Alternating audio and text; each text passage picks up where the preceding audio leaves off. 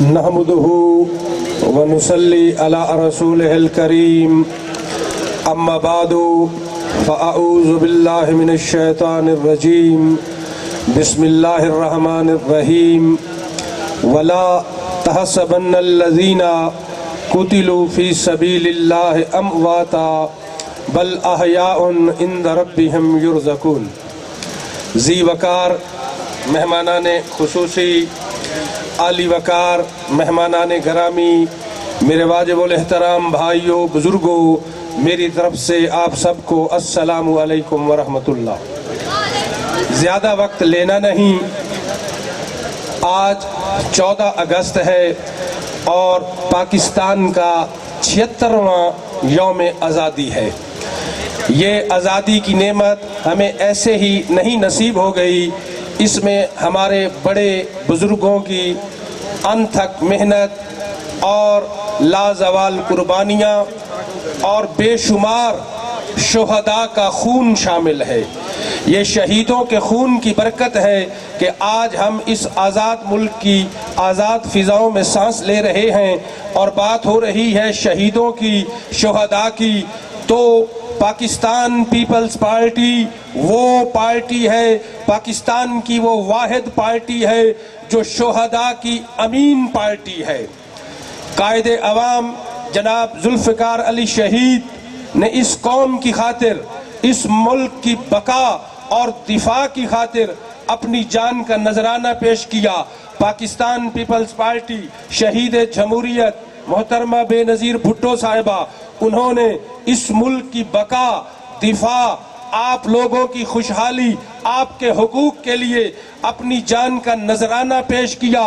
اور بات ہو رہی ہے شہداء کی، تو کس طرح سے پاکستان پیپلز پارٹی شہداء کی امین جماعت ہے، اور یہ پاکستان پیپلز پارٹی ہی کا صدقہ ہے کہ اس ملک کی بقا اور دفاع میں پاکستان پیپلز پارٹی کے قائد جناب ذوالفقار علی بھٹو کا، شہید جمہوریت محترمہ بے نظیر بھٹو صاحبہ کا ایک بہت بڑا حصہ ہے۔ آپ مجھ سے سوال کر سکتے ہیں کہ یہ آپ نے کس طرح سے کہا، کیونکہ قرآن کا اصول ہے نبئونی بعلم ان کنتم صادقین، کہ بات کرنا اگر سچے ہو تو دلیل اور ثبوت سے بات کرنا۔ قرآن کا اصول ہے نبئونی بعلم ان کنتم صادقین، اگر سچے ہو تو بات علم سے کرنا۔ تو میں آپ کو علم کی روشنی میں بتاؤں گا، میں آپ کو دلیل کی روشنی میں بتاؤں گا۔ پیپلز پارٹی کا ویژن صرف ورکرز تک نہیں پہنچانا۔ جناب آصف علی زرداری شریک چیئرمین صاحب کا ویژن ہے کہ پیپلز پارٹی کا ویژن آپ نے پورے پاکستان میں ہر جماعت میں ہر پاکستانی تک پہنچانا ہے۔ بھائیوں اور بزرگوں، اللہ تبارک و تعالی قرآن حکیم میں آواز دیتا ہے، ارشاد فرمایا وَأَعِدُّوا لَهُم مَا اسْتَطَعْتُم مِّن قُوَّةٍ وَمِن رِّبَاطِ الْخَيْلِ تُرْهِبُونَ بِهِ عَدُوَّ اللَّهِ وَعَدُوَّكُمْ۔ فرمایا اے مسلمانوں، تمہارے پاس ایک فوج ہونی چاہیے، پھر وہ فوج ایسی ہونی چاہیے جو ہر وقت تیار رہے، اور اس فوج کے پاس ایسا جنگی ساز و سامان ہو جس وجہ سے اللہ کے دشمنوں پر، پاکستان کے دشمنوں پر لرزہ طاری ہوتا رہے۔ تمہارے پاس ایسا دفاعی سامان ہو جس کی وجہ سے دشمن تمہیں میلی آنکھ سے نہ دیکھ سکے۔ اور یہ پاکستان کا ایٹمی پروگرام ہے، یہ پاکستان کے ایٹمی پروگرام کی برکت ہے کہ کوئی بھی دشمن ہماری طرف میلی نگاہ سے نہیں دیکھ سکتا۔ اگر آپ کے پاس یہ ایٹمی پروگرام نہ ہوتا تو پتہ نہیں آج تک کیا ہو جاتا۔ عالمی طاقتیں بھی اسی وجہ سے خاموش ہے۔ اور یہ ایٹمی طاقت، یہ ایٹمی آپ کو پروگرام کس ہستی نے دیا؟ جس ہستی نے کہا تھا ہم گھاس کھا لیں گے لیکن آپ ملک کو ایٹمی طاقت ضرور بنائیں گے، وہ ذوالفقار علی بھٹو صاحب تھے جنہیں کہا گیا تھا امریکہ کی طرف سے کہ آپ کو ہاریبل ایگزامپل بنا دیں گے۔ انہوں نے کہا کچھ بھی ہو جائے ہم نے ایٹم بم بنانا ہے۔ اور آج آپ کا ایٹمی پروگرام ہے، دشمن آپ کی طرف میلی نگاہ سے نہیں دیکھ سکتا۔ اور قرآن کا فیصلہ ہے وَأَعِدُّوا لَهُم مَا اسْتَطَعْتُم، تیاری پکڑو، دفاعی سامان اتنا مضبوط کرو کہ کوئی دشمن تمہاری طرف میلی آنکھ سے نہ دیکھ سکے۔ آج آپ آزاد فضاؤں میں جو سانس لے رہے ہیں، یہ صدقہ ہے پیپلز پارٹی کے قائد ذوالفقار علی بھٹو کا۔ نعرہ نعرہ بھٹو، نعرہ نعرہ بھٹو۔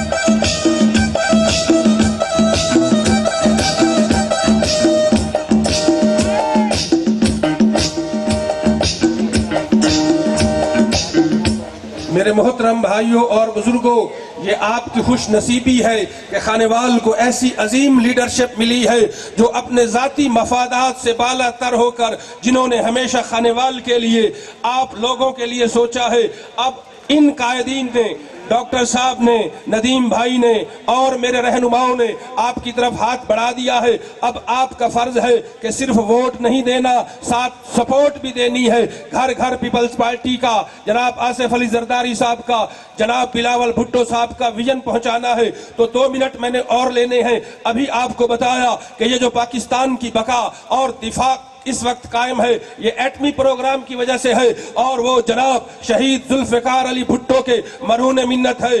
اور پھر جو میرے پڑھے لکھے بھائی جانتے ہیں، دنیا کا بھی قانون ہے کہ جس ملک میں کوئی قانون نہ ہو، جس ملک کا کوئی ضابطہ نہ ہو، جس میں رہنے کے لیے کوئی طریقہ نہ ہو، وہ ملک جو ہے وہ جنگل کا قانون بن جاتا ہے۔ اس ملک میں پھر کسی کا کچھ نہیں رہتا، کسی کا کچھ نہیں بچتا۔ جس ملک میں کوئی قانون نہ ہو، کوئی آئین نہ ہو، کوئی طریقہ نہ ہو، قرآن نے بھی اسی بات کو انڈوز کیا اور کہا لہم قلوب لا یفقہون بہا ولہم اعین لا یبصرون بہا ولہم آذان لا یسمعون بہا اولئک کالانعام بل ہم اضل۔ فرمایا جس معاشرے میں کوئی قانون نہ ہو، کوئی آئین نہ ہو، کوئی ضابطہ حیات نہ ہو، کوئی زندگی گزارنے کا طریقہ نہ ہو، تو پھر وہ ملک کے رہنے والے وہ انسان نہیں رہتے، وہ جانور بن جاتے ہیں۔ بل ہم ازل، بلکہ وہ معاشرہ جانوروں کے معاشرے سے بھی بدتر ہو جاتا ہے۔ پاکستان کے لوگوں، صرف پیپلز پارٹی کو میں خطاب نہیں کر رہا،